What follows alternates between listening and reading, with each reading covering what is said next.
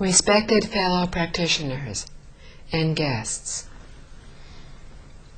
in yesterday's talk, we had started on the 3 poisons of greed, anger, and ignorance. Greed is when we want something. We want something that we have. We want more of something that we have, or we want something new.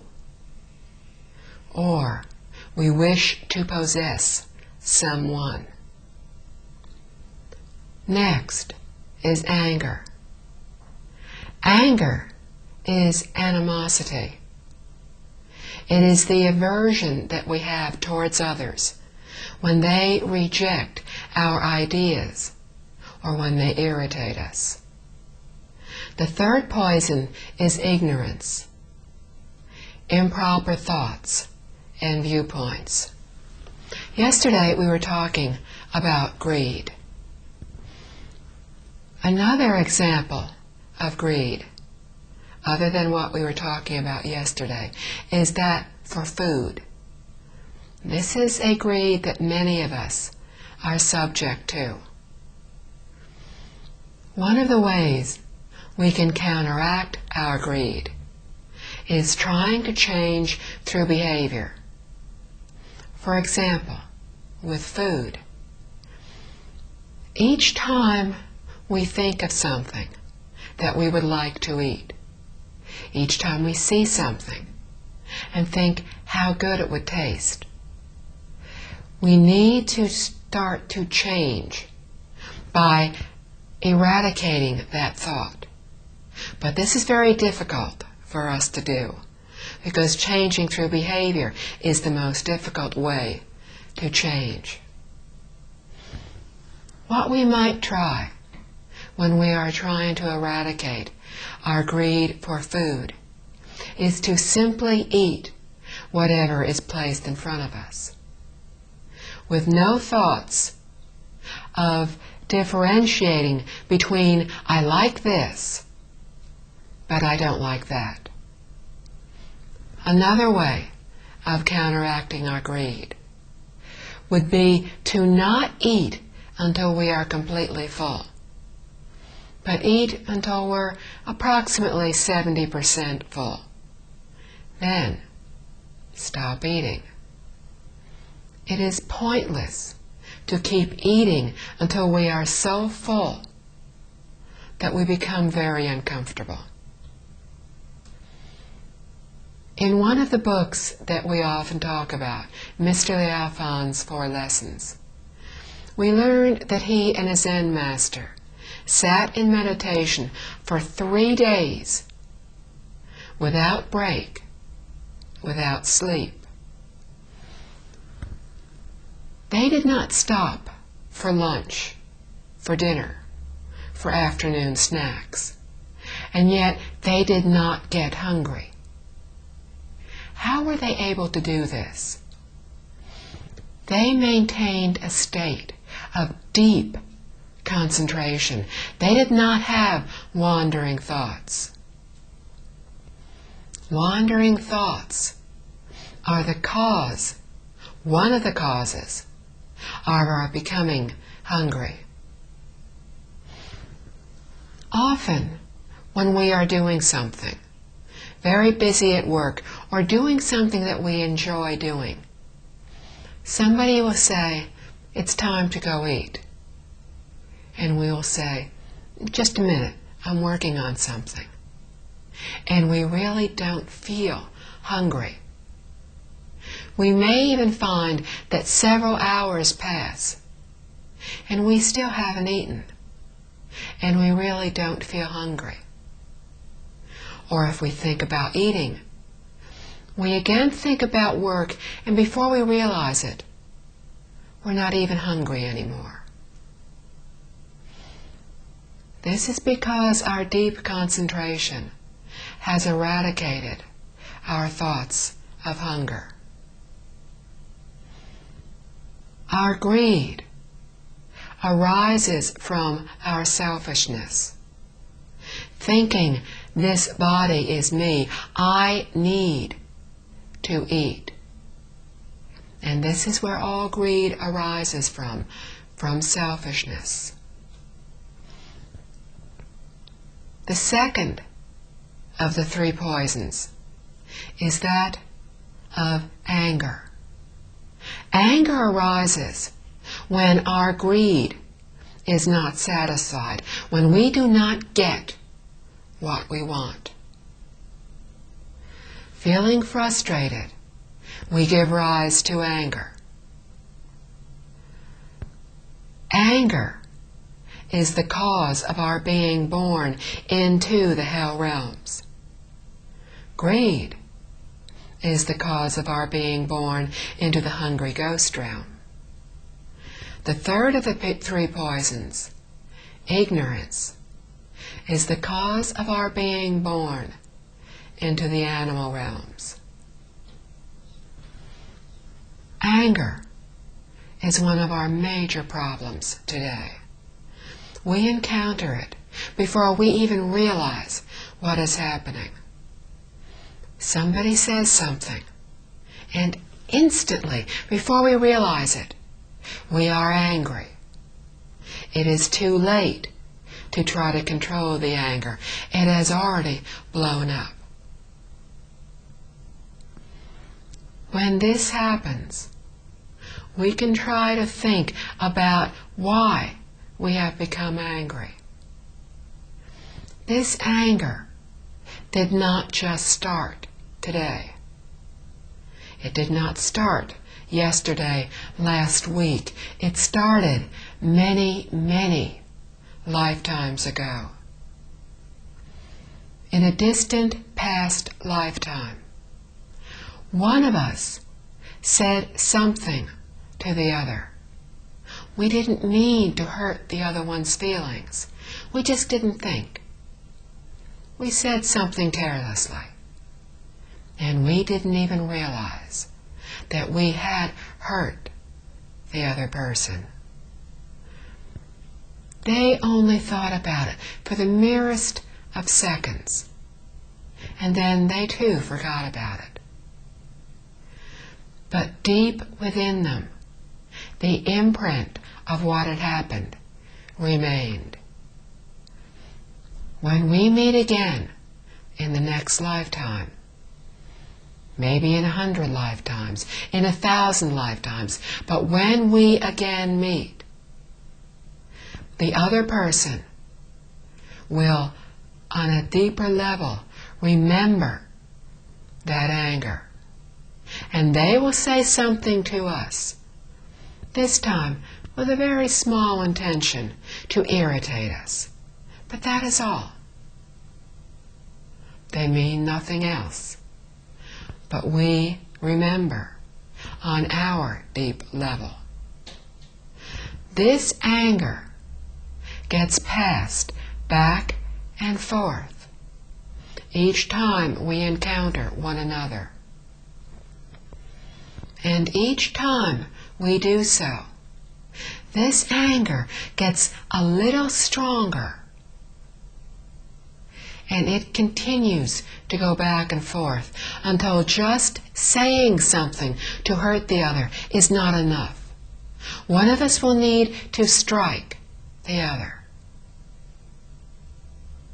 And in a later lifetime, we will get into a fight. And then, in one of our lifetimes, merely fighting will not be enough.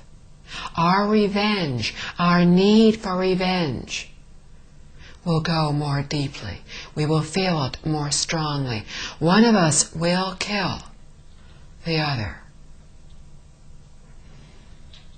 We need to understand that all this came about because of one careless thought. We did not mean to say anything to hurt the other. We were just not really paying attention to what we were saying. And this is how that anger, that hatred, started. And this is the cause of the conflicts, the cause of the wars in our world today. If we understand this, if we can understand that yes, this person has said something to anger me, but I am not a helpless victim in this. This person is not the only one at fault. We have been doing this for many lifetimes. We can continue doing this. Or one of us can choose to stop what is happening right now. One of us can think and realize that this anger can continue to grow, can continue to become worse. Or we can realize what is happening and simply let go of the anger. When we become angry, we accomplish nothing. We do not resolve what is going on. It solves nothing.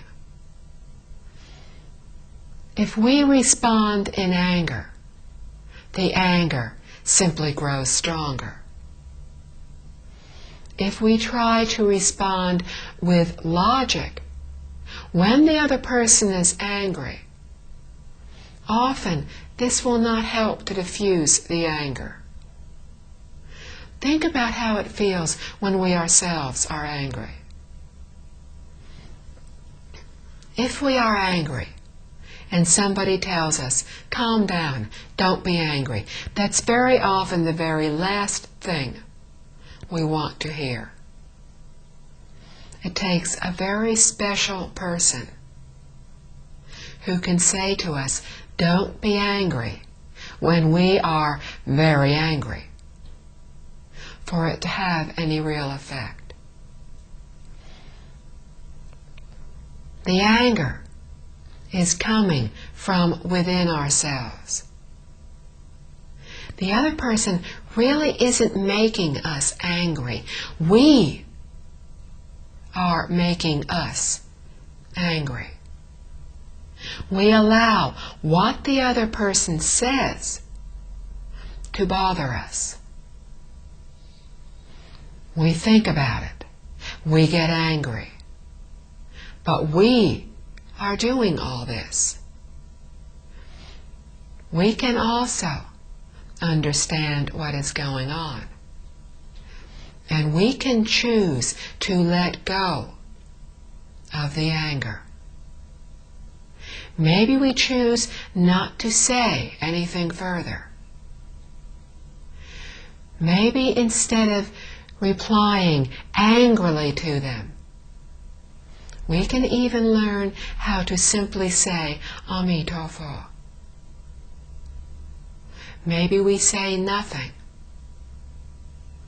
In this way, the other person's anger will die down more quickly because we are not responding to them. Later on, we may try talking to them. Maybe we ask them what we did that upset them. Maybe we apologize for having done so. Often, all the other person needs to hear is, I'm sorry.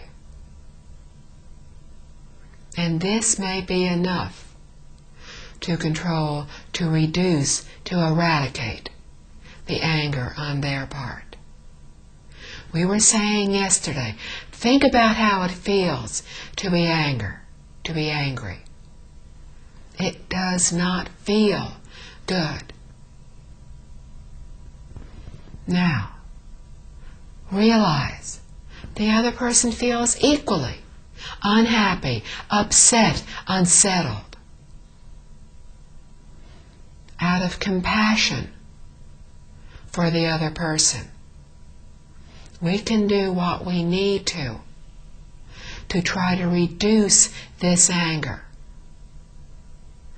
to try to find the way to resolve what is going on between us. If we cannot do so, if we cannot find a way to reduce, to eradicate, to stop what is happening, if nothing else, we might try simply avoiding the person, or avoiding the circumstance that seems to trigger this hostility. We can think about what happened in this instance. What did we do? What were the circumstances that made the other person become angry? That made us become angry? Then we can think how to avoid those circumstances in the future. We have many affinities in our lives. These are relationships with people from our past lifetimes. With some people, we have good affinities. When we are with them, we feel happy. When we met them, we might have felt like we were meeting an old friend, and actually, we were. These people simply make us feel good, feel happy when we are around them. But there are others that we have negative affinities with. When we first met these people, they may not have said anything to us. We simply did not like them. We felt uncomfortable around them. These are negative affinities from our past lifetimes. When we have these, when we know that this person just seems to irritate us as much as we seem to irritate them, if we cannot resolve this through logic, through understanding, through calmly discussing what the problem is, and sometimes this is very difficult to do, then until one of us can begin to get more of a control over our emotions, we can simply remove the conditions. In cause and effect, in karma, first we plant the cause. In our lifetime, now, what is happening, all the seeds of what is happening to us today, were planted in previous lifetimes. Very little of what is happening to us in this lifetime now is the result of what we did earlier in this lifetime. It is largely from our past lifetimes. This cause has already been created. We cannot change it. But what we can do is control the condition. Cause is a constant. It cannot be changed. But condition is a variable. It can change. A condition, a catalytic condition, is what allows a cause to mature, to result in a consequence. For example, a seed is literally a cause. For this seed to mature, it needs the catalytic conditions of soil, sun, air, water. when all these conditions are present, the seed can mature. But we can control the seed, the cause from maturing. We simply withhold the conditions. We withhold the sun, air, water, or soil. Without these, the seed cannot grow. The cause cannot mature because the proper conditions do not exist. So if we can do nothing else to diffuse this anger, we can control the conditions. There is an account of a practitioner who had very deep wisdom because he was a very good practitioner and had attained a good level of concentration.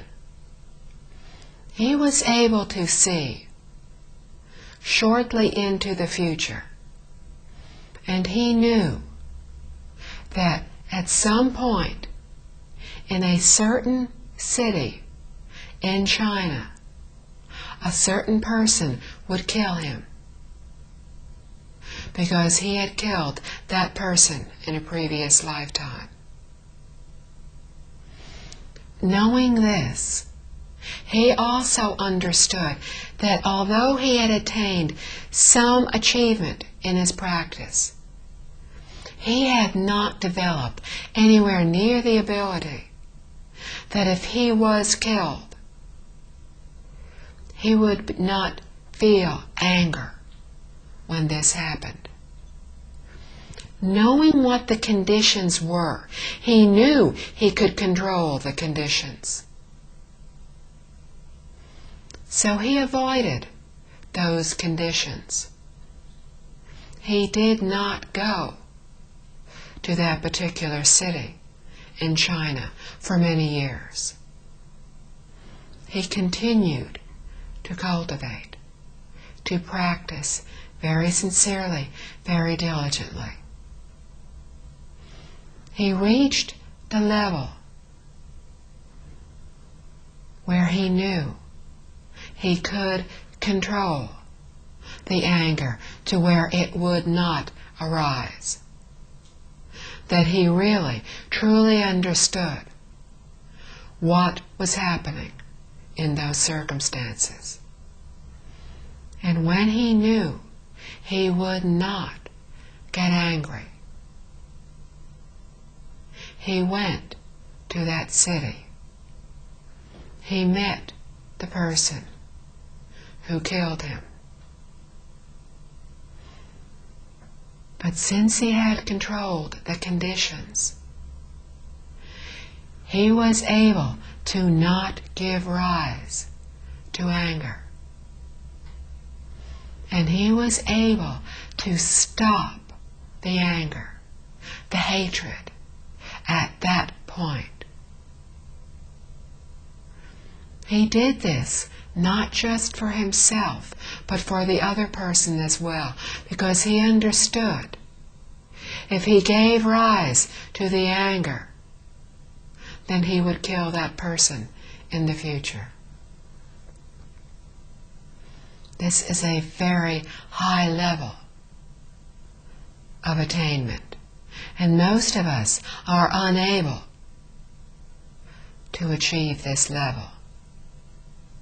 But we can still manage to control conditions on a much lesser basis if we know somebody constantly irritates us. We can try to avoid them. And we can practice doing everything we can to control our anger. We can understand every time we become angry why we are becoming angry. that we are allowing ourselves to feel this way. The other person isn't doing it to us. We are doing it to ourselves. This is how we begin to control the conditions. Why do we become angry? We do so because we are attached to ourselves, to me, to the concept of I. Somebody says something. Maybe somebody criticizes us. This is a major problem that we have. We have many faults, but we do not like others to point them out to us. When somebody points out a fault, they, like we, often do so in a rather untactful manner, and they may hurt our feelings. Very few people are able to correct us, to criticize us, without our feeling resentful, feeling, I didn't do that. Why are you saying I did? Or maybe we feel guilty. Maybe we feel embarrassed. Subconsciously, we know we have this fault, but we don't like the other person pointing it out to us. Maybe they criticize us in front of others, and we were embarrassed. So we become defensive. We become angry. We defend ourselves. It is very difficult when somebody is criticizing us in front of others for us to very calmly say, you're absolutely right. I did do that. I'll try not to do it in the future. This is very difficult for us to do. Normally, what we do is start to defend ourselves. And we become angry. Maybe in defending ourselves, we start criticizing the other person. Instead of doing this, what we need to do is start to try to think about what the other person said. There can be two things going on here. Number one, we do have this fault. If we do, we can go off by ourselves. Maybe we go off with a friend whom we feel very comfortable with, and maybe we can talk about it with this friend. And we talk about this fault. And maybe this friend can help us as we are talking to think about how we can correct this fault in the future. Or maybe we simply go off by ourselves. We calm down, and then we think about what the person said. And we think, do I have this fault? And we discover that it was not an unfounded criticism. This is something I do that is wrong. Then we think how to correct this fault in the future. This person has helped us. I have said there are two things that can be going on here. One, we have the fault. And they have very helpfully pointed out one of our many faults to us. Number two, we do not have this fault.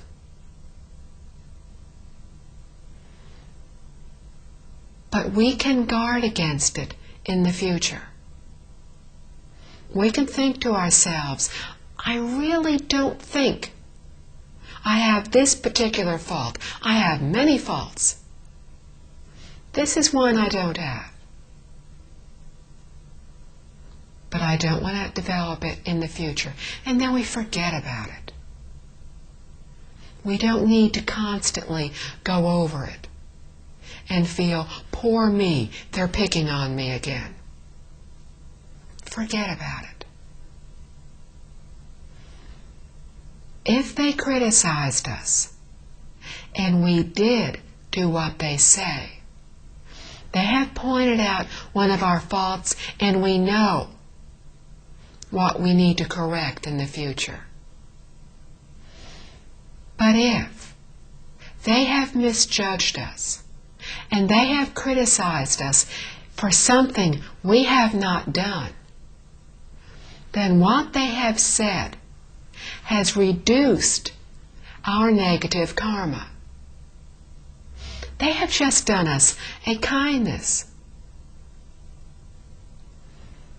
If we can accept and not get angry, not become defensive, not become irritated, not feel anything negative, or if we do, let go of it as quickly as possible. If we can just let go of it, they will have helped us to reduce our negative karma. And we have much negative karma. But by criticizing us unfairly, unjustly, they have actually done us a kindness. If somebody has done something kind for us, how can we become angry? They have just, intentionally, unintentionally, done us a favor. When a friend does us a favor, we don't become angry. We appreciate the favor. Even if this friend was not doing something out of kindness, they are still helping us. They are still doing us a kindness. So we in turn appreciate it. If they continue criticizing us, there is no need to respond. If we respond and defend ourselves, we know what happens in this circumstance. They say something that hurts us. We respond. This argument keeps going back and forth. They say, yes, you did. We say, no, we didn't. Yes, you did. No, we didn't. And this goes on, and it keeps getting louder and stronger and worse. And neither one of us is accomplishing anything other than planting more and more seeds for criticism, unhappiness, anger in the future. They may not realize what is going on. We know what is going on because we know about cause and effect. And we know what is going on is because of what happened in the past. And what is going on will continue in the future. Everything arises from the mind. What happens in the future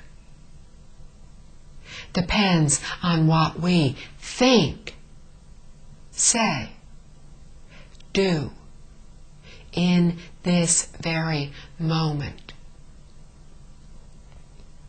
If we argue, we plant the seeds for arguing in the future. If we understand, we plant the seeds for understanding in the future.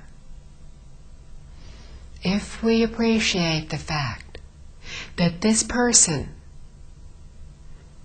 may have been kind, not on purpose, but still, they were kind. They helped reduce our negative karma. And if we can appreciate this and react with kindness by stopping the anger, then we plant the seeds for kindness in our future.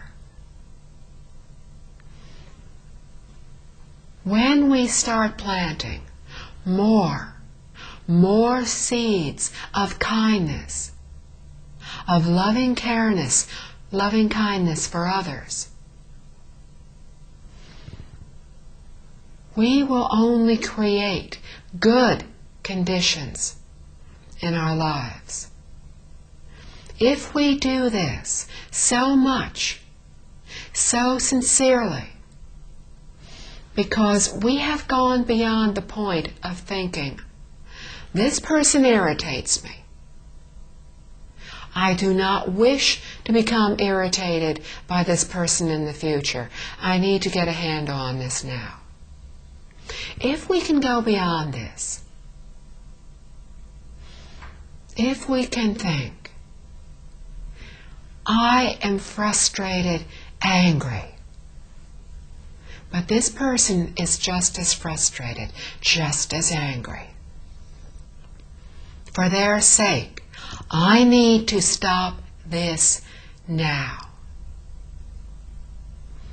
When we do this, when we don't even think of how we feel, when we are only thinking, how does the other person feel? I don't want them to feel badly in the future. Then we are acting in accordance with our true nature. And the goodness that we are creating is not just a small goodness. It is infinite goodness. We read in Liao Fan's 4 lessons of a man who had his destiny foretold, and for years everything turned out exactly as had been destined. So he believed, he knew destiny existed. But he had the good fortune to meet a good teacher who told him how to change his destiny, who told him to correct his faults, to change his behavior, to think unselfishly, to think only of others, to give up thoughts of self, to create all that is good, to avoid everything that is bad. In this way, Mr. Liao Fan created so much goodness in his life that he was able to change his future in his current life. I said earlier, most of what happens in this lifetime is what we created in our past lifetimes. It is difficult to change what is destined to happen in this lifetime. We have to do much that is good or much that is evil to change this very lifetime. That is what Mr. Liao Fan did. And one of Mr. Liao Fan's bad habits was becoming angry. He enjoyed arguing with others. He didn't think how others felt. He did whatever he wanted. When others irritated him, he would very cleverly respond in anger. He was very intelligent. He could hurt others with his speech. And he would do so, knowing he was hurting others. But he learned how to think of others. He learned how to control his anger.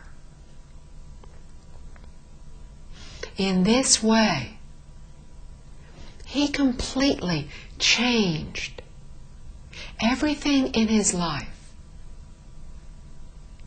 He was supposed to die at the age of 53, but he lived until 74. He was not supposed to have children at a time when having sons to carry on the family name was very important.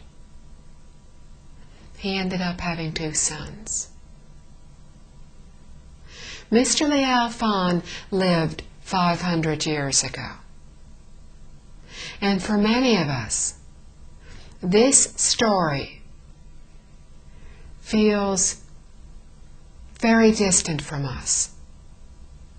How do we relate to Mr. Liao Fan in China when we are now in Australia 500 years later? The lessons that Mr. Liao Fan learned are the truth. The truth is not bound by geography, by time. The truth is the same whether it is in China, Australia, this world, or a distant world. The truth remains the same throughout the past, present, and future. The truth is the same regardless of the language that it is spoken in. And the truths that Mr. Liao Fan learned to control his anger were all based on cause and effect. He learned that all his bad things that were happening every day in his lifetime, his state of not having much money, of barely being able to support his wife, of not having the things that they wanted, of not being able to pass the imperial examination, all the difficult things in his life were the result of what he had done in the past. And so much of it depended on his having become angry in the past. Today, everything we encounter has the potential for causing us anger.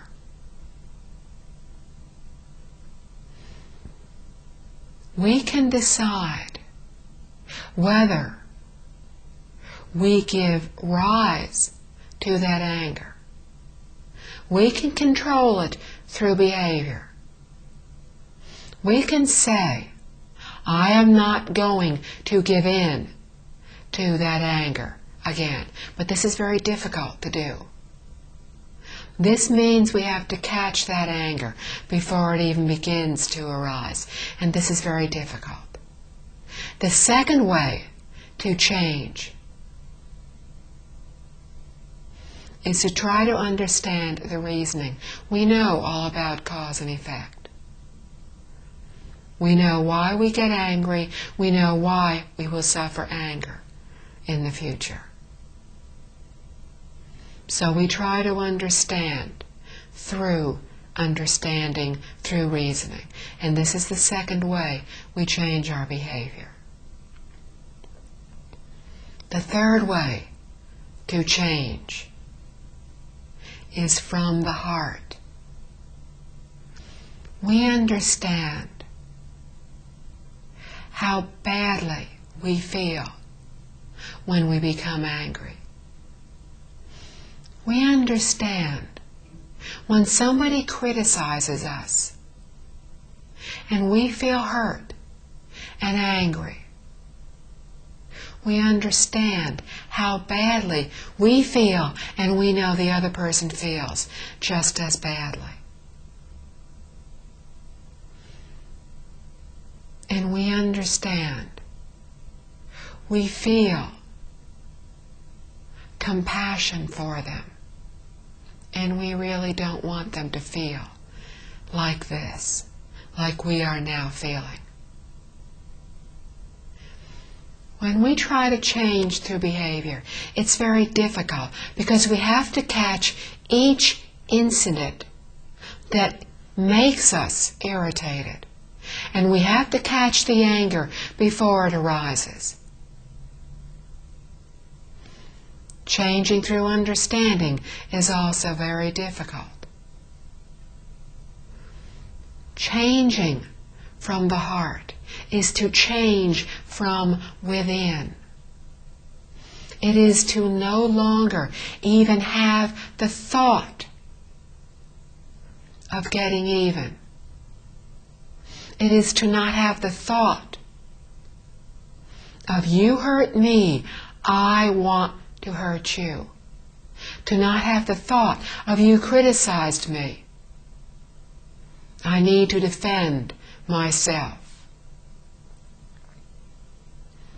It is to not have the thought of anger even arise. When we do this, when we are sincerely trying to help others, then we are truly generating kindness in our futures. We can do this in everything in our lives. The causes of anger are many. We encounter things that can make us angry. Driving to work,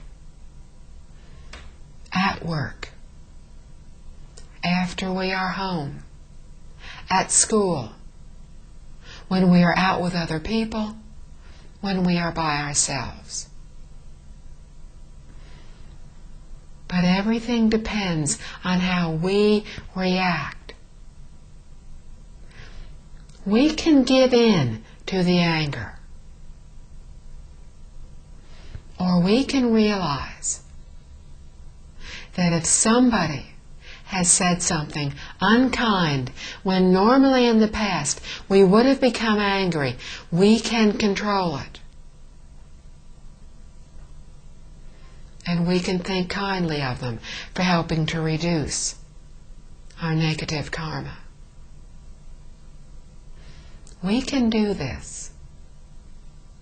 We can choose exactly how we react. And by doing this, we can plant the seeds for all the good things that we want to happen in our lives. Reflect within. Think about the faults that we have. Think about how we feel when we become angry. Think about how we feel when we are with those we love. Think about how we feel when we are sitting calmly, reciting a sutra, chanting the Buddha's name. Think about that quiet state of serenity. Which do we prefer? The anger or the serenity? It's entirely up to us which we will feel in the future. It's entirely up to us what others around us will experience in the future. It is entirely up to us. What our world, what other people in this world, other beings throughout the universe will experience. It all starts from within us. Our serenity, our joy starts from deep within us. Then it grows to include those around us. Then it includes all those who simply encounter us. Finally, it includes every being throughout the universe. If we do this every moment, consciously thinking only of helping all others, we will bring happiness, serenity to all beings in the universe. Thank you.